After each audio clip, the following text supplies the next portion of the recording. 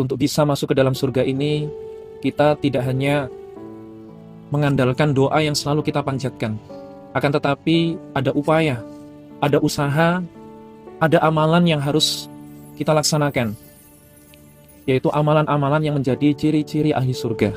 Di dalam sebuah hadis diterangkan, alamatu ahlil jannah fi sab'i khisalin. Ada beberapa tanda-tanda ahli surga, yaitu ada 7 perkara. Yang pertama, ya'fu amman dzalamahu, yaitu bisa memaafkan kepada orang yang pernah menganiaya kepada dirinya. Baik dia dianiaya secara ucapan atau dengan tindakan yang membuat dirinya merasa terzolimi. Namun dengan kebesaran hatinya, dia bisa dan mau memaafkan orang tersebut. Menjadi pribadi yang pemaaf, tidak mudah memiliki rasa dendam. Ketika dia dianiaya oleh siapapun, hatinya selalu terbuka untuk bisa memaafkan. Ini sudah pernah dicontohkan oleh Rasulullah SAW yang menjadi suri tauladan kita semua umat Islam. Pernah ketika beliau itu mengerjakan sholat di Baitullah, di Masjidil Haram.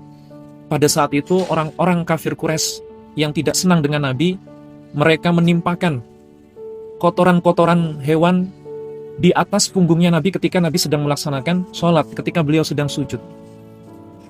Nah, pada saat itu putri beliau yang bernama Fatimah sangat terpukul hatinya, sehingga beliau datang untuk membantu mengangkat kotoran-kotoran tersebut dari punggungnya Nabi. Dan ternyata sama sekali Nabi tidak marah, Nabi tidak dendam kepada mereka-mereka yang telah melakukan perbuatan tersebut. Ini adalah salah satu contoh kebaikan yang pernah diperlihatkan oleh Nabi kepada kaumnya, kepada umatnya, yang harusnya kita sebagai umat muslim bisa menjadikan itu sebagai suatu suri teladan. Pernah juga ketika Nabi Muhammad SAW pergi ke daerah Taif, di sana terjadi penolakan. Mereka tidak mau menerima Nabi, bahkan Nabi pernah dilempari dengan batu oleh penduduk Taif.